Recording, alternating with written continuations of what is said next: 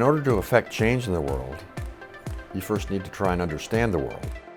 Putting something back into society, helping other people, can be a noble calling in life that you can't possibly put a monetary value on.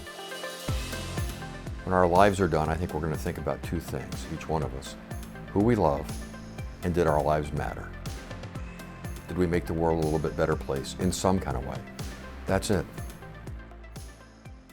Good evening. I'm Sian Mooney, Dean of the O'Neill School of Public and Environmental Affairs, and on behalf of the school, it's my great pleasure to welcome all of you to the launch of the O'Neill School's Next Generation Leadership Program.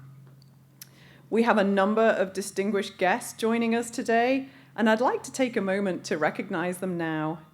We're honored to have with us former Indiana Governor and Senator Evan Bayh, who recently joined the school as executive at large, and also we have former Congressman Lee Hamilton, who also serves on our faculty. I'd be remiss in also saying that I'd love to welcome the IU Bloomington Interim Provost and Executive Vice President John Applegate, and thank him so much for supporting this wonderful initiative.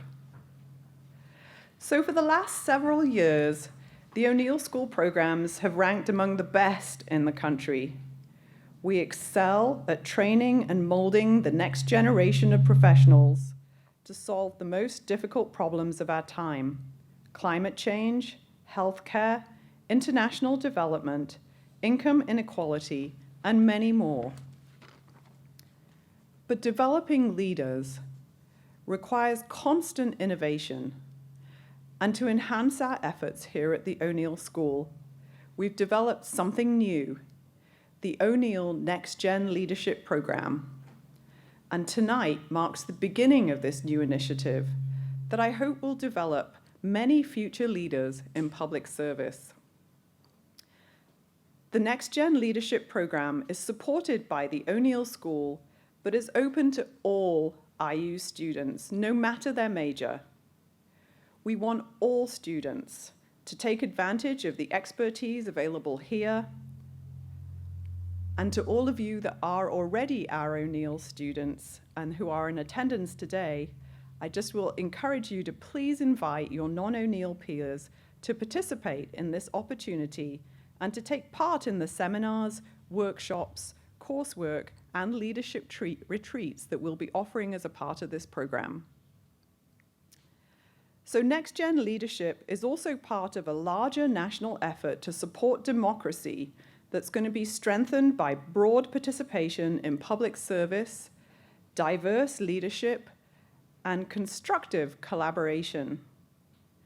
We hope to inspire you, our students, to serve your communities and nation and to flourish as successful leaders that drive change. As Congressman Hamilton once remarked, this nation is never finished. It has to be recreated each generation. And so our new program is designed to help that generation, you, to build a leadership philosophy, to learn to advocate for issues that really matter to you, as well as your communities, and to prepare you to make a positive difference here in the world. Thanks to a grant from the Volcker Alliance, the NextGen Leadership can also offer $500 scholarships to students who wish to participate. And in addition, all students who complete the training will receive a transcript notation that will enhance your degree, as well as opportunities that will provide to interact with other future leaders across multiple universities within the US. Please get involved. We need undergraduates like you to help us lead in the future and to take us forward. So the NextGen Leadership Program is flexible. You can participate as much or as little as you wish. And if you want to learn more, we have a table just outside in the foyer with more information on how to get involved. I encourage all of you to become a part of what we're launching here tonight. It's now my great pleasure to invite IU Bloomington's Interim Provost and Executive Vice President John Applegate for a few remarks and the introduction of tonight's speaker. In addition to his extensive administrative service to the IU community, Provost Applegate is a distinguished environmental law scholar. In 2002, he was named the Walter W. Foskett Professor of Law and the James L. Calamares Professor of Law in 2020. Please join me in a warm welcome to Provost Applegate.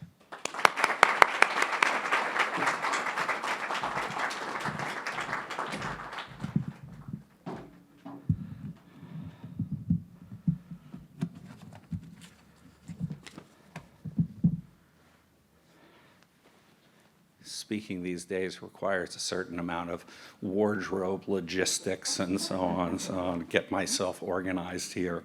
Well, thank you very much, Dean Mooney, for those welcoming remarks. I'm just delighted to be here for the launch of a program that so perfectly and sincerely honors public service and helps students of all majors to learn how to incorporate public service into their lives and careers in meaningful ways. I'm very thankful to R.J. Woodring for who, with the support of colleagues Brian Seavey and Andrea Need, procured the grant to launch this very special program. They, along with former Indiana Governor and Senator Evan Bayh, Representative Lee Hamilton, and indeed every seasoned leader present, and I do want to especially recognize the co-chair of this year's United Way campaign, Paul Helmke, to whom I'm very grateful for that. They are all individuals who have gone on to contribute dedicated and steadfast service to various causes, to their communities, and indeed to their country. An essential focus of undergraduate education at IU Bloomington is civic-mindedness. Our campus is committed to graduating leaders, and especially Hoosier leaders. And if we do our job right, IU students not only come to understand the importance of being a force for change in the world, they learn how to be that change. Major public issues and problems arise seemingly in the space of a second. They affect any public service position as well as the lives of individual citizens. And it is essential to know how to address those problems swiftly and with assurance.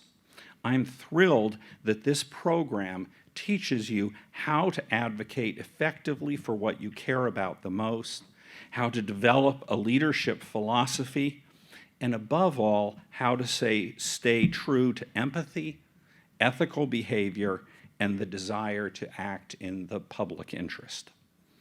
I can also assure you from my own experience that public service will greatly enrich your lives, though not, sadly, your bank accounts. Since 1993, I've been engaged in a long-running relationship with the environmental cleanup of nuclear weapons facilities operated by the U.S. Department of Energy. The scale is massive, and the problems are extraordinarily challenging and thankfully quite unique. The opportunity to work with government and academic experts, as well as with affected communities, has been intellectually rewarding, but more importantly, it has been a way to use my knowledge and skills to solve real problems to benefit real people. While the issues that you will confront will likely be less exotic than high-level radioactive waste, at least I hope so, I can promise you that they will not be less important, less consequential, or less rewarding. Many of you I know aspire to change our state and country through public service. Others, who don't plan to take this route, may find that you organically move in this direction as your careers grow. An accounting major at Kelly, for example, may become the CFO of the city of Indianapolis. A student who plans to become a teacher may later in their career become the superintendent of a public school corporation or a school board member. And I am certain that some in this group will, at some point in your career, decide to run for elective office. Regardless of your current direction or the direction in which life ultimately takes you, the skills you learn here, whether you complete the full program or take a few of its offerings, are skills that will serve you for life. And now, as the Dean promised, it's my great pleasure to introduce the former U.S. Senator and Indiana Governor, Evan Bayh.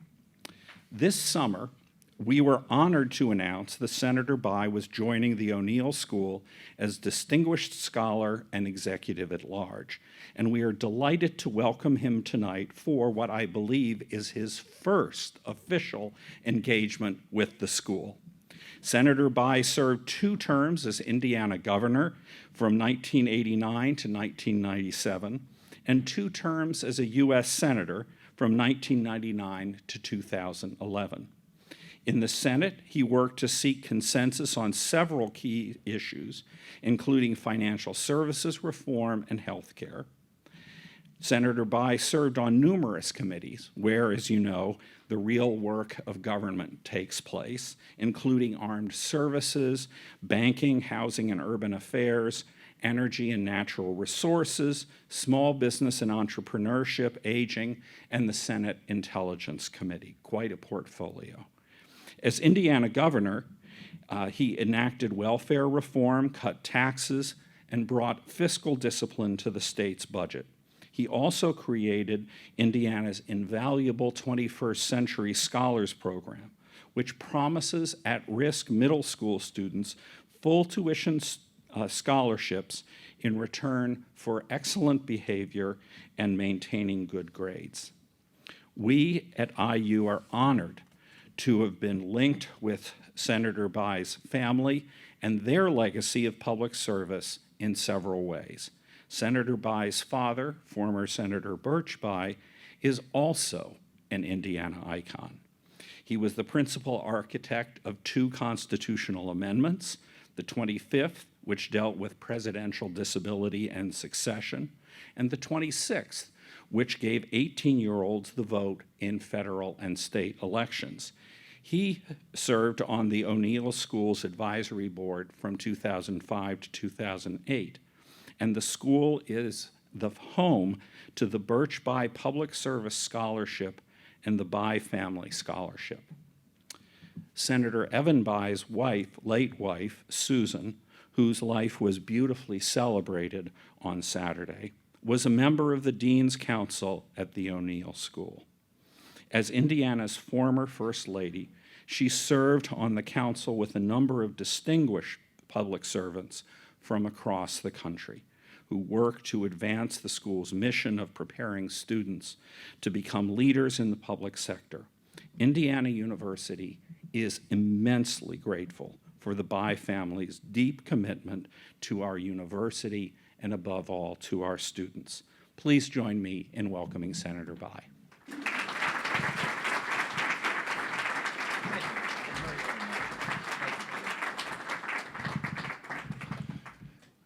Well, thank you very much, and Provost Applegate, thank you for that moving eulogy. I appreciate it very much. You normally don't hear things quite that nice when you're still on this earth to appreciate them, but I do. And Dean Mooney, thank you, and Lee, Congressman Hamilton has always been a hero of mine. He was a confidant and friend of my father's, and has been a role model for any of you who aspire to public service. And Mayor Helmke, I enjoyed being in your class earlier today, and the mayor and I are proof that at least there was one time in our country when Democrats and Republicans might have some policy disagreements but could still be friends. And I'm proud to call Paul Helmke a friend of mine. Provost Applegate, that was a very generous introduction. There were a couple things, though, that for some reason got kind of left out. It may not be widely known, but we have several IU degrees in our family. My father was an alumnus. My father got off to a tough start in life. He graduated from an institution in West Lafayette for his undergraduate degree. But things really looked up for him when he came to the law school here in Bloomington and got his law degree. And on the same day he got his law degree, my mother graduated with her undergraduate degree from the university. What is not widely known, however, is that that same week I graduated from the IU preschool. So I used to say when I came here, I then in 1978 got my undergraduate degree, what is now called the Kelley School of Business. And I said I had a leg up because it was my second time through IU. So we lived over in Hoosier Courts up by the Carillon and at student housing up there in those days. One other thing that I was told might impress the undergraduates here is that as far as I know, I'm the only governor and senator. If you go to Nick's English Hut and you walk in, on the right about halfway down, you will find a plaque commemorating that booth to me, because I spent so much time in Nick's as an undergraduate studying that they decided to name the booth for me. So there's that little bit of trivia as well. Now, I was told that I could speak for up to 20 minutes. Don't worry, I'm not going to do that. I'll try and offer maybe 10 minutes of observations, and I'd a lot rather open it up for questions and have a nice interchange rather than just talking about what I'm interested in. I'd rather talk about what you're interested in as well. And it's so good to see all of you here. It did my heart good when I got back to Bloomington to see the sidewalks crowded with students, to see all of you here. I know that the past year has been challenging. I have one son in law school, and all of his classes were virtual. But there's no substitute for actually being in a place with your peers, with the professors. It's just a much better exchange. And so it's good to see you, and I hope we can have that kind of exchange here tonight. By the way, Provost, you might be interested to know we had a house fire. Our house burned to the ground when my children were very young, and it was kind of a traumatic thing for them. We had to hustle them out of the house, watch it go up in flames from across the street, and then had to rent a house for a year. They were probably 5 years old while my wife was rebuilding the house, and they were a little anxious. It was kind of a tough event for them. One of the ways I always would go tuck the boys in at night, and one of the ways I would calm them down and put them to sleep was to sing the IU fight song. And so, Indiana has a constant place in our hearts in the Bayh family household. So just a few introductory remarks, and let me begin with the most important thing I'm going to say to you this evening. As the Provost mentioned, unfortunately, my wife of 36 years passed away in February from brain cancer. And I eulogized her in Washington on Wednesday and in Indianapolis on Saturday. And when you go through something like that, it really causes you to focus on what's important in life.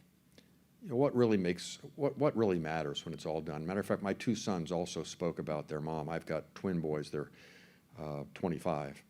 And I told them, I said, fellas, somebody's going to be up there speaking about you someday. Think about what you want them to say about you. Lead your life that way, and everything else will work out just fine.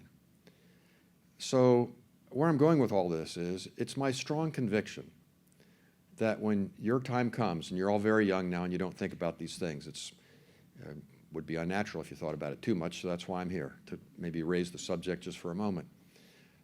When you're looking back on your life and the end is near, my guess is you're going to be thinking about just two things. The first thing, the people you've loved, your family members, your close friends, the people who really mattered in your life. That's what you're going to be thinking about. The second thing that's going to cross your mind is, what was it all about? Did I make a difference in some way? Did my life matter in some way, small or large? You want to lead your lives in a way, when you're thinking about that, you'll say, yeah, it did. And I know why it did. You don't have to run for public office to be a mayor or a congressman or a governor or senator. That's just unusual. But it's the little kindnesses in life. The way you raise your children. Are you a good friend? How you treat your spouse if you get married. The choice of your career and what you choose to do, whether it's in healthcare or education or in the nation's security, protecting the environment. There are a whole host of ways to try and make the world just a little bit better place. One human being and one day at a time. And that's one of the reasons I think this NextGen initiative is so valuable. You can be a business school student or political scientist or in one of the hard sciences or just any of the disciplines here at our great university. But you ought to think at least a little bit about how you're going to put that into context of making a difference to the broader public. Because at the end of the day, not only will it be good for our society, it's going to be good for you. It's going to be good for you. That's the most important takeaway I'm going to give you this evening. Now, it's important for some other reasons as well. You can't be an effective business leader in today's world without some grasp of public service and government and public issues. You just can't do it. You even have to have a global perspective. I had lunch with some of our first incoming class of new master's candidates today who are going to combine an international focus at the Hamilton Lugar School with what we're doing here at O'Neill. And that's so important because we have to have a global perspective that our welfare as a country does not stop at our nation's borders. Many of our citizens might think it does, but it doesn't. And so for you prospective business leaders out there, it's vitally important that you understand how you run your business, the decisions you make, how they're going to affect the broader community. Same thing with involving the environment. Vitally important. We're not going to solve the problem with global warming just as a single country.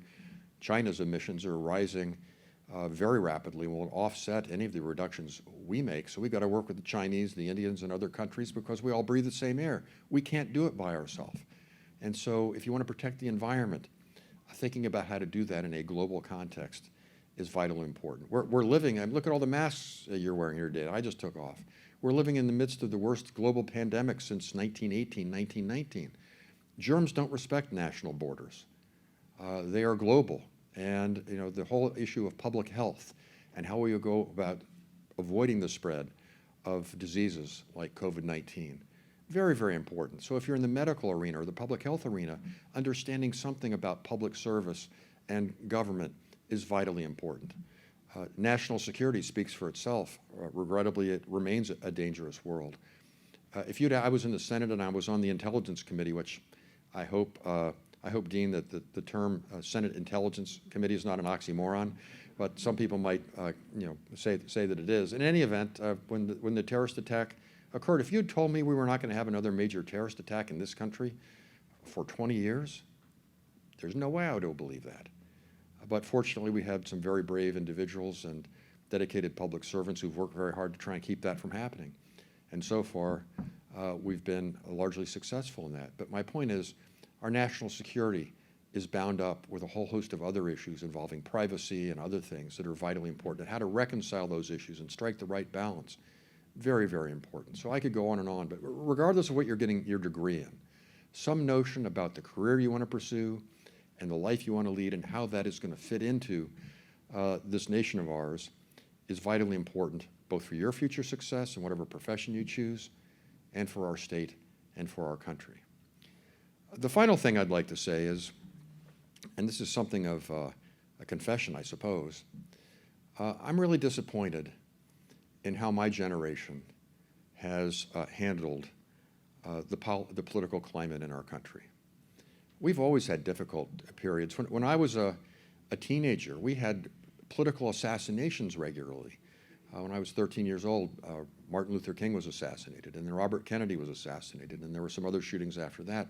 We had riots on a scale in this country because of racial tension and injustice that made the disturbances following the George Floyd shooting pale in comparison. The Vietnam War rage. Can you imagine? Every Friday evening in the evening news, every Friday evening, they would announce how many Americans had been killed in Vietnam that week. 500, 600, 700, week after week after week. So thank goodness, that's not going on today. But if you look at our politics, I've never seen us quite so polarized, quite so divided, quite so obsessing over our differences, when the truth of the matter is that we really have a lot more in common than we do that divides us. And yet that's not coming out. And so the message I want to leave you, by definition, the future is yours. And if it's going to be the kind of future that it needs to be and you'll want it to be, we've got real challenges out there. We can meet those challenges. We can meet those challenges, but we're not going to do it as internally divided and fighting with ourselves the way we are today. We need to do a better job of remembering what Martin Luther King said once when he said, we may have arrived on these shores in different ships, but we're all in the same boat now.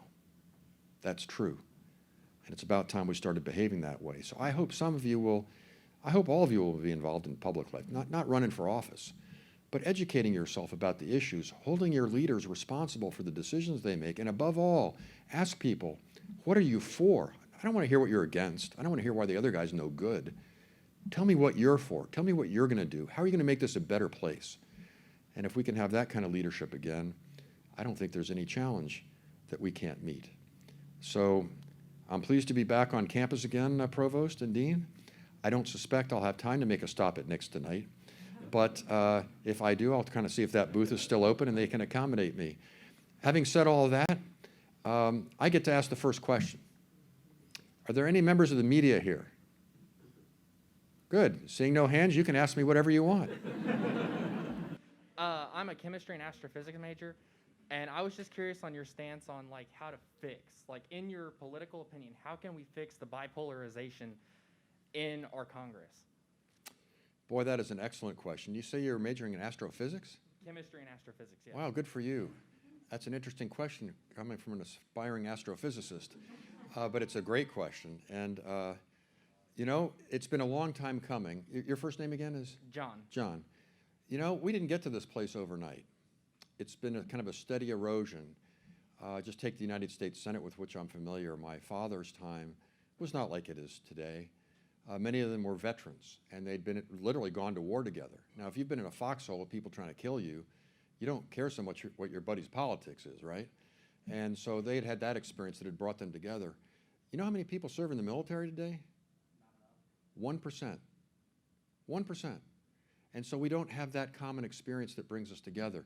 People don't tend to join civic associations, whether it's Kiwanis or Elks Club or the PTA, or there's a whole book called Bowling Alone about the demise of bowling leagues, where people used to get together and forget all their politics and their differences. They'd all participate in an activity. So there's, if you're obviously intelligent, there's a group called the Pew Organization that's done some really good research on this. And what has been happening over the last 20 to 30 years has been a disaggregation of the American public, so that there aren't that many common experiences anymore that give a sort of a foundation upon which people can build together with a common understanding. Even today, people kind of choose their own reality. There was a famous senator, he was very erudite, his name was Daniel Patrick Moynihan. He used to have a saying, he's from New York, that you're entitled to your own opinion, but you're not entitled to your own facts, right? We all agree on what the facts are, and then we can all argue about what to do about them.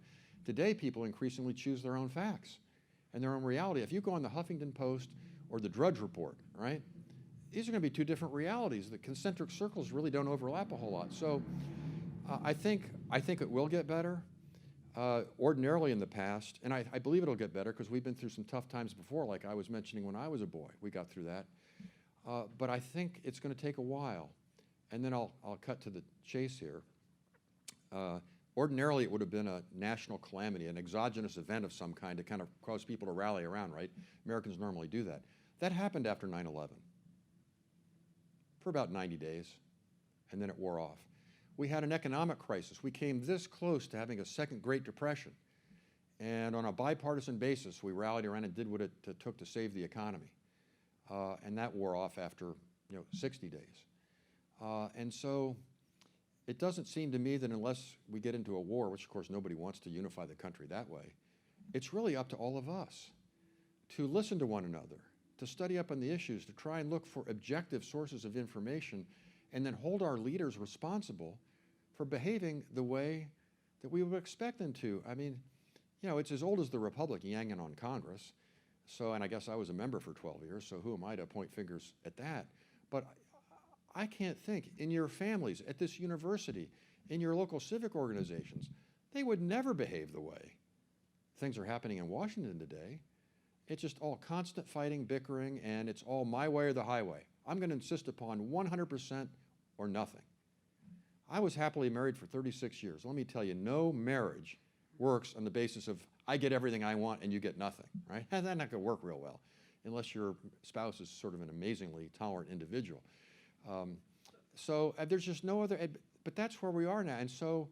And I think we need to, so it's up to all of us and the kind of leaders we choose Harry Truman had a great saying. He said that in the United States of America, it's not the politicians who run the government, it's the people. The politicians, they're just the hired help. So let's hire people who behave differently. And the last thing I want to say is, there's been an unfortunate change over a course of time about the word compromise. We used to think that compromise characterized a statesman or woman, someone who would bring people together from different points of view and different opinions and kind of forge some middle ground where nobody got everything they wanted, but at least we made progress and everybody got some of what they wanted. Now, there's hardly any of that going on. And for too many of the people who, in this Pew research showed that for people who are active in politics, and by active in politics they meant people who vote in primaries, because very few people vote in primaries, it's like 14% or something. People who make financial contributions to political campaigns, that's an even smaller subset. And then people who volunteer their time on campaigns, that's a tiny margin too. The people who do those things who are really politically active, they view the people on the other side as the enemy. Not fellow Americans who they disagree with, but actually as un-American, who are out to destroy the country. And so we've got to change that point of view. And instead, I'll just kind of cut to the chase here, we are the United States of America. Think about the word united. We had 13 colonies. There would be 13 states of America if they hadn't been willing to come together and make some very difficult compromises. Not all of them were good. We fought a very bloody civil war to expunge the original sin of slavery in this country. But they did what it took to forge a single country. And we've been, as Lee Hamilton said, a work in progress which every generation has to recreate, hopefully in a better way. But this notion that compromise is a dirty word, that's not what you would say in any other aspect of life. So people who believe in some progress need to get out and vote, particularly in primaries. And then the last thing I'll say is Lyndon Johnson, president, grew up very poor. He was from the hill country. They didn't have indoor plumbing in the Johnson household. There were days when he didn't get 3 meals to eat a day. They had 2 meals or 1 meal. They didn't have enough food. And so he was no stranger to poverty. And he had a saying. He went on to become majority leader in the United States Senate, pushed through historic civil rights legislation. As President of the United States, he shepherded in historic, Medicare, Medicaid, a whole host of things that made this country a more decent, compassionate place. And Johnson, so he knew how to strike compromises and bring people together. Johnson had a saying, given his poor background. He said, any person who's not willing to settle for half a loaf of bread in a negotiation, that person never went to bed hungry. And when you're starving, half a loaf of bread is better than none. When you need a better education system, well, some progress is better than none, or a better healthcare system, or dealing with CO2 emissions, some progress is better than none. But we just got too many people who run for public office these days saying something along the following lines. I didn't give an inch. I didn't give an inch, didn't compromise on anything, but I fought hard. Didn't get anything done. Vote for me. That's not good enough. So ultimately, it's up to all of us to hire the people who will get more progress and have less fighting. So that's a long-winded answer. I'm sorry, I was getting kind of senatorial on you there. But and then there are some specific reforms we ought to make about making it easier to vote and deal. Campaign financing is all messed up in this country. That's a part of it too. But and gerrymandering, people always point to that. That does affect the House of Representatives, but it doesn't explain why the Senate's a mess, because the Senate is not gerrymandered. So it's some of the cultural changes, the demographic changes taking place in our country, and getting more citizens to think about that, just like you have, or you wouldn't have asked that question, and then most importantly, do something about it. Thank you. Thank you for your question. Good luck with your degree. I'm from Fort Wayne, Indiana, and I'm an economic consulting major. And You got one of the home folks here, Paul. Economic consulting? Yes, yeah. One of my son's degree is in economics. Oh, really? Yeah. He worked for a consulting firm for a while, McKinsey and Company. Oh, that's pretty impressive. Well, no, he ended up concluding that it was better to be the person hiring McKinsey than working for McKinsey. So I said, well, okay, go be that person then. Good to know. As someone who won multiple times statewide, what is your advice, or what do you think a Democrat has to do to win statewide, especially today in Indiana? Forgive me, your first name is? David. David, right, David. Well, David, that's an excellent question. I was asked that by someone in Professor Helmke's class earlier today, and it's a complicated situation, but I'll try and give you as brief an answer as I can. So the challenging thing for our state, from a Democratic Party perspective, is that since I've been involved in public life, which goes back to my father's time, so I'm 65 now, and so for at least 40 years, the public polling has been fairly constant in Indiana. There may be 6 or 7, maybe 8% of Hoosiers who call themselves Republicans than Democrats. That's not so bad, 6%, 7%. But on ideology, conservative or liberal, it's usually about 42, 43% call themselves conservatives, and about 16, 18, maybe at most 20% consider themselves to be liberal. So if one political party, the Democratic Party at the national level, is considered to be liberal, and the other political party, the Republican Party, is considered to be conservative, and one party starting off at 42 or 3, and the other one at best is starting off at 20, well, you can do the math. That's kind of a pretty big gap to make up. So what the Democrats need to do, you can energize the heck out of the progressive vote in our state. It's just not enough to get you over the finish line.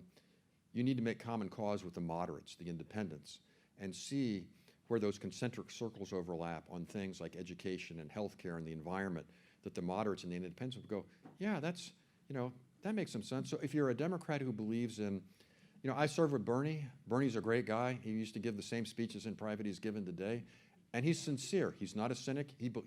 He's sincere. And that's a beautiful thing, because there are, a fair number of people in public life who are just saying what they're saying to try and get votes. They may not believe it or not. Bernie believes it. But if you're running as a socialist in our state, probably not going to go over real well. That's just a fact.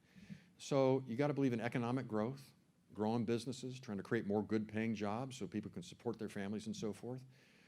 You got to believe in being fiscally responsible. I actually happen to believe, as the Provost mentioned, we had a major expansion of college affordability with the 21st Century Scholars. We expanded healthcare when I was governor. We did environmental programs. We did things for minority individuals in a whole host of ways. I mean, good progressive things.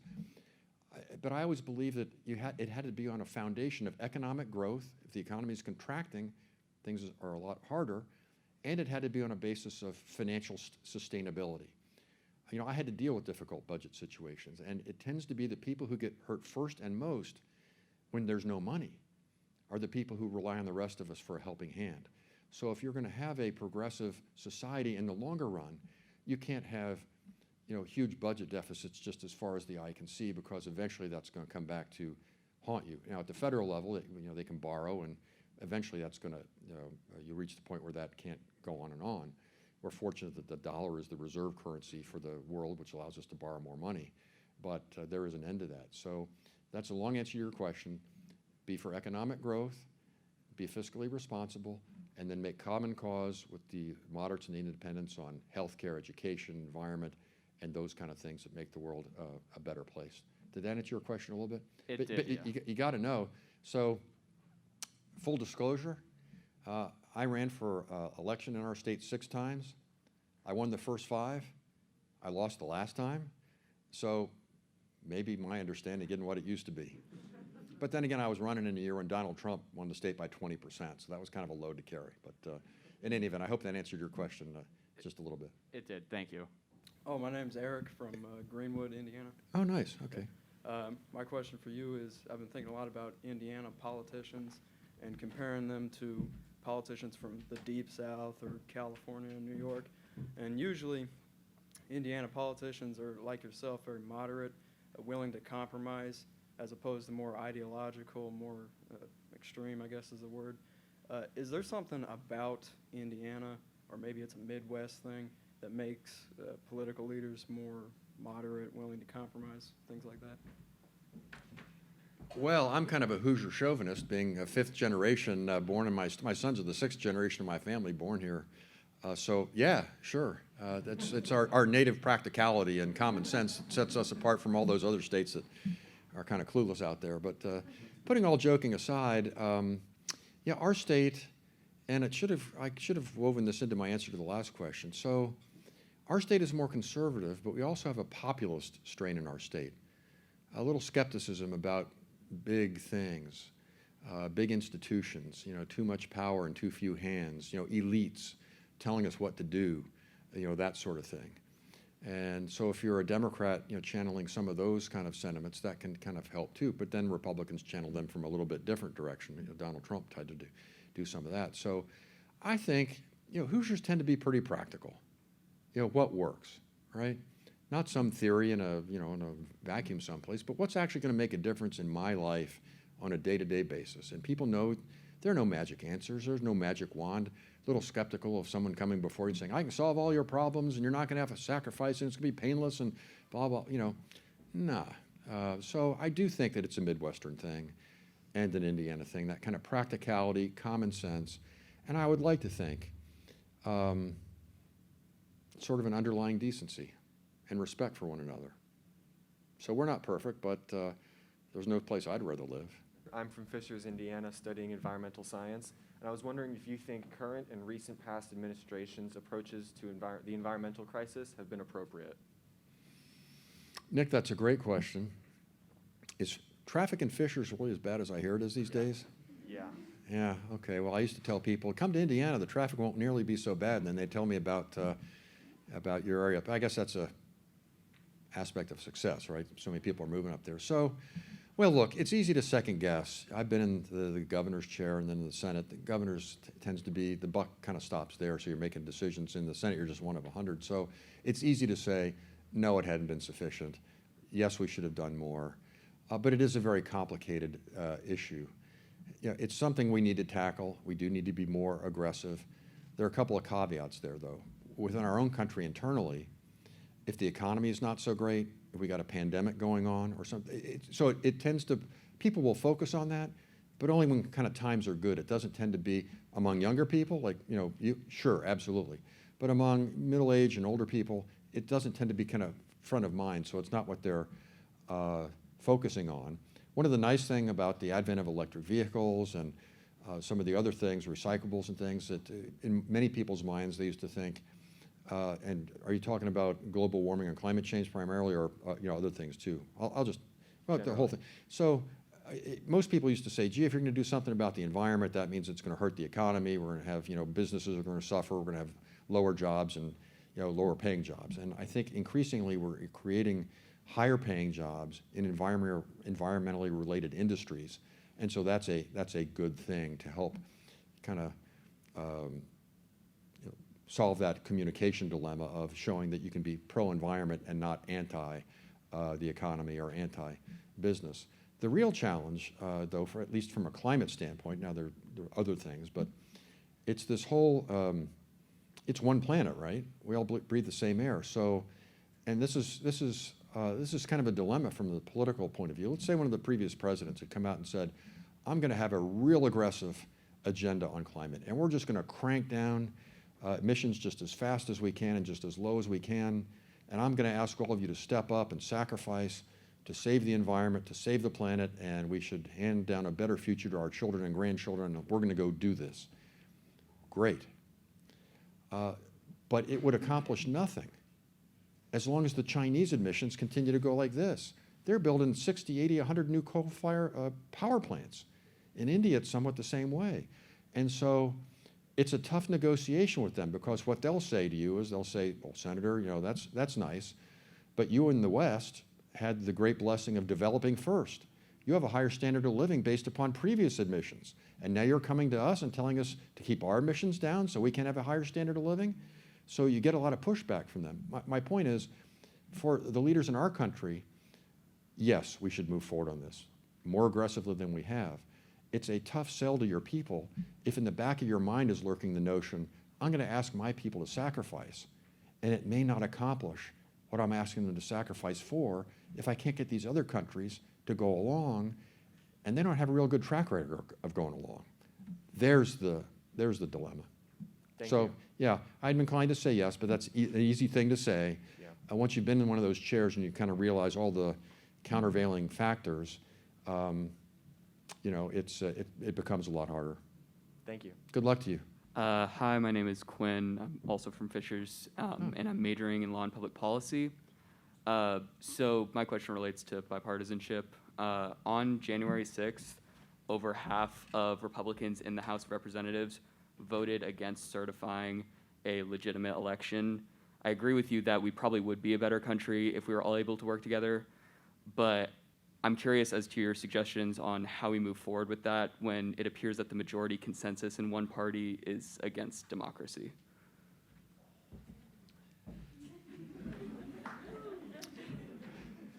Well, Dean, I'm sorry our time is up. It's been an enjoyable evening. Well, and there were 7 senators who voted to not count the results of the election, even after the riot had taken place. Well, so your question is, how do we achieve bipartisanship when a fair chunk of people don't accept the legitimacy of our political process or buy into a conspiracy for which there's no factual basis? Yes. Okay. Well, it's hard. I mean, it's just hard. And, but I'll tell you what's going through most of those people's minds. I know the senators a little bit better, and I won't name names here, but for a couple of them, it was a craven attempt to try and position themselves to run for president someday. And they knew that buying into that conspiracy and forgiving the actions of those people who stormed the Capitol on that day was the price of admission for them. And those people should be held to account. My father once said that there are things worse than losing an election. He lost his last election too. And one of those things is sacrificing your character. So if not on this earth, then eventually those people will have to answer for their behavior before a higher tribunal. So you had a few cynics, and they were just doing it for sort of cheap political advantage. Then in the House, I don't know those people all that well. You'd be surprised how little interaction there is between the Senate on one side of the Capitol and just a short walk to the other side of the Capitol, to the House. My guess is a lot of them were afraid. They were afraid. They knew what the right thing to do was, and they knew that it would cost them their seat in Congress in the next primary, because the base of that party had bought into this view so strongly, and they weren't going to tolerate any deviation.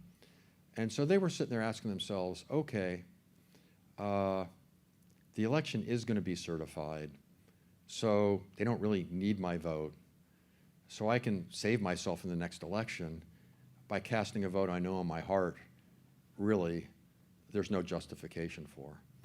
And that involves a level of self-rationalization with which I am unfamiliar. So, but it is very hard, but it's based on political fear.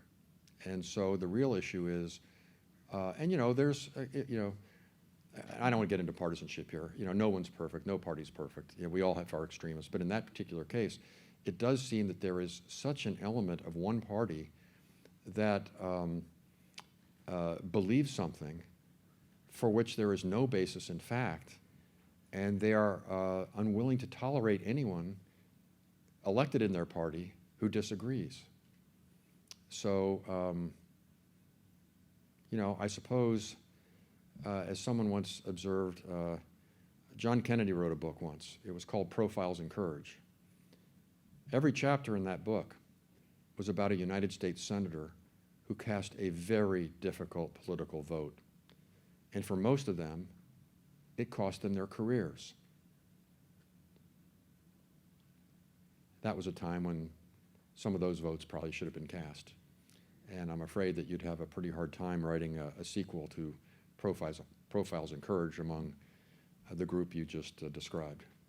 But it's hard. It's hard. How do you, like I said, you've got different views of reality, or people who are just afraid and they know reality, but they're not willing to act based upon that. How do you get them to step out beyond their own narrow self-interest and kind of do the courageous, sort of civically appropriate thing?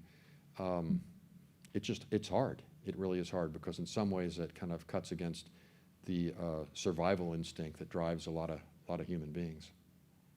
But thank you for your question. That's a very knotty problem. And I think the final thing I'd say is more public education, more public information. I mean, people are believing all kinds of things. It's not just about the election, but about medicine and the pandemic, about just all sorts of stuff, you know, microchips being planted, you know, so that we can be controlled by the government or the Martians or, you know, God only knows what. Education, education, education, right? Thank you. Thank you. Good luck to you. I'm from Carmel, Indiana. You are a true Hoosier because you did not call it Carmel. Only one A. There you go. My question is, what benefit? Do you know that ice cream place up there? People line up around the Handles? Huh? Is that what it's called? Well, I worked at the South Bend Chocolate Factory that was competing with the big ice cream place, so. Ah, okay. Well, I'll have to try that next time, because my son, who interned without pay, by the way, for the Indianapolis Colts this summer, he got advised. We went. Was it called Handles, something like that? It's Bub's. Yeah, we went there, and in any event, that's in Carmel. Made me think of it. All right, and my question was, what benefit or detriment do you think the society of tomorrow will face with the true immersion youth and young adult have had with direct connectivity through the internet and all the world's information at the touch of a finger? Boy, that is a great question. Well, my late wife used to describe, you're probably asking the wrong person, because my late wife used to say that I was roadkill on the information superhighway. So, you know, I turn to my two 25-year-olds for all sorts of, you know, how to use my phone, my laptop, anything else. But I think, so the obvious answer to that is, and when I was on the Senate Intelligence Committee, I went to a briefing on the Internet of Things. Any of you know what that is? So it's all the technology today that they're building into our cars, our appliances like refrigerators and ovens. It's not just our cell phones and our computers. There's technology that has the potential to be interconnected in everything. And so I sat through that briefing. And so, for example, if, let's say, for example, if our military wanted to conduct a drone strike someplace, and we wanted to limit the number of you know, innocent civilian casualties, we could go into someone's apartment and, based upon the heating cooling system in that apartment, identify which room in the house was 1 or 2 degrees warmer, suggesting the presence of a human being there that we were looking for, and we'd know which room to take out. So we could go in, you're driving along the road, and suddenly your car is taken over remotely, and it accelerates to 120 miles an hour, and your brakes fail. So, I mean, I came out of that. You know, they can get into what's in your refrigerator, what's in your, and by they I mean not only the government. By the way, Google knows a lot more about all of us than the United States government does. So, which that's a whole other issue. And the Chinese have just vacuumed up, you know, voluminous. They've got all kinds of information about me because they hacked the Office of Personnel Management files, which all my stuff was in there. So the obvious, where I'm going with all this is, with all this technology, we're running the risk, we're on the cusp of a society, a world in which there is no privacy. There is none. And in that world, you can kind of go one of two ways. You can kind of just say, okay, everything's public, complete transparency. You know everything about me. I know everything about you. I know where you shop, what you read, what you know, who you communicate with, you know, everything else, because it's all going to be out there. Or you can say, wow, you know, we didn't really buy into that when we started, you know, buying this technology. Maybe we should regulate that kind of thing. And so that's kind of a fork in the road. Sort of laissez-faire, just let it rip, versus no, that's not really what we want. And so there may be some role for all of us as a society through our government to play in constraining some of that stuff. So that's number one. Number two, not so much now, but keep an eye on the advent of and the development of artificial intelligence. That's going to affect all of you in this room in profound ways, way more than it does me. I'm 65, I'm at the end of my career. There are going to be entire industries and professions almost wiped out because of artificial intelligence. And if we can create machines that will adapt and learn, you know, you've kind of done that by teaching them how to play chess and do other things like that. But beyond that, to actually create, that's a whole, other universe we're entering, and it sort of leads you to the question of, okay, after we build the machines, but then we can build machines that will build the machines and program themselves, what's the role for humanity? Well, a machine probably can't identify what beauty is. They may not be able to identify what a lovely piece of music is. Machines, I don't think we can teach them how to love. But what is in terms of economics, what is the realm for humanity going to be in a world like that? And that world is coming. And so a little bit like back in the day, 20 or 30 years ago, in China and some other places, scientists were starting to clone animals. And you could see pretty quickly that that was going to lead to the cloning of human beings, and that it might lead to attempts to create a master race, and that entire groups of people would be left out of the human DNA because they would be viewed as being suboptimal in some way, right? We all want intelligent, athletic, quote unquote, perfect children, and whatever the view of beauty was, well, that's the kind of human being. And so the world, even the third world, even the North Koreans said, no, that's really a dangerous path to go down.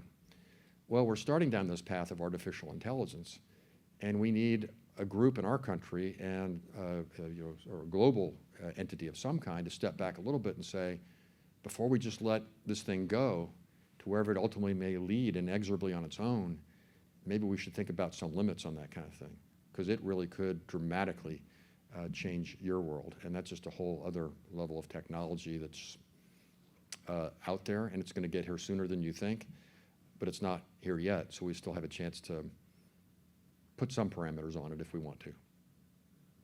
Hope that answered your question a little bit. Yep, it did. Thank you so much. I'm from Fort Wayne, and I'm studying environmental sustainability studies. Allen County is well represented here tonight, Paul. Environmental studies? Yes, sir. Yeah, good for you. Thank you. As you address the future leaders, what would you consider is the biggest challenge or the biggest threat that we will be facing? The biggest challenge or threat? Well, so in the short run, you mean to our national security?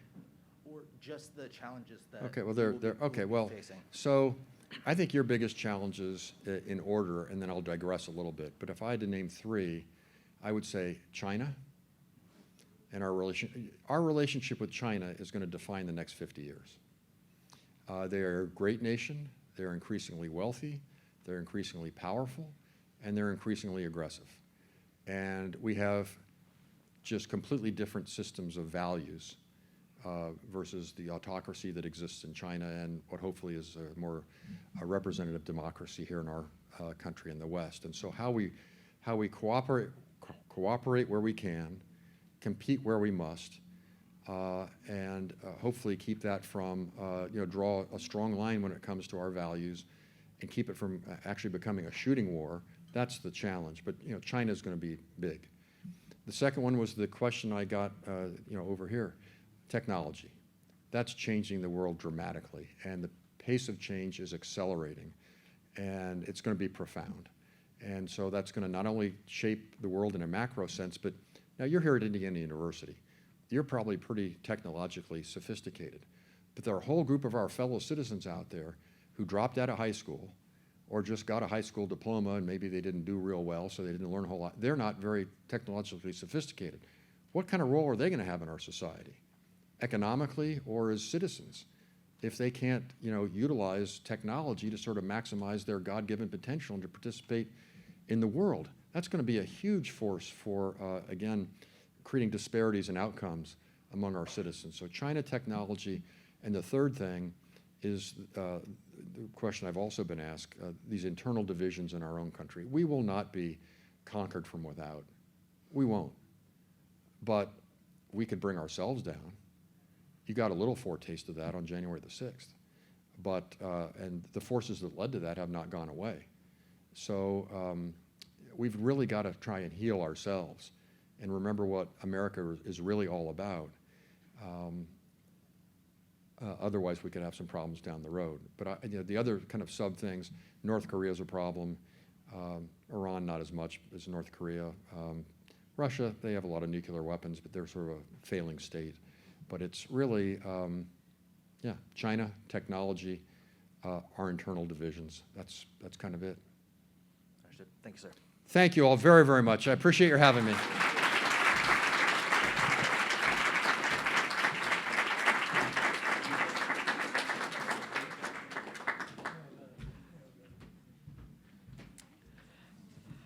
Well, thank you so much, Senator Bayh, for those very inspiring words.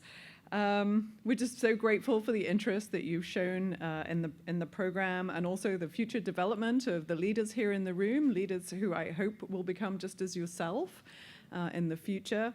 I really feel that I learned a tremendous amount from the questions that were asked today, and also your responses.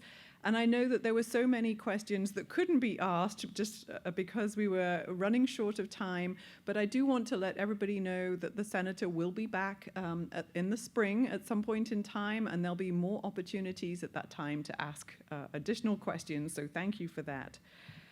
I also want to express my extreme thanks to Provost Applegate and also Congressman Hamilton for your support. Thank you so much for coming today. This really means a lot to us. And I also really want to thank those people that have worked so hard to develop these programs. And there have been many people, but in particular, R.J. Woodring, Andrea Need, and Brian Seavey. They've been mentioned before, but this was a tremendously heavy lift and a brand new thing for the school to do. And I just want to say thank you so much to them for taking this on and running with it and doing such a great job. And then I also want to thank everybody here today that helped to make this event such a success. I know that many people have been involved with making sure that the Senator gets from a place to place, providing food, doing the invitations, so many different things. And I just want to express my sincere appreciation to each of you, because without you, we couldn't have an event like this. So thank you so much.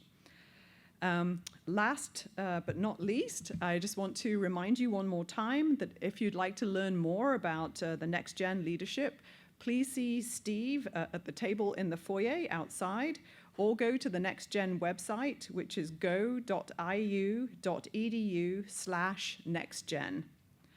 And right now, I'd like to invite all of you to continue the conversation over refreshments, and thank you once again for coming. It's been a really great event.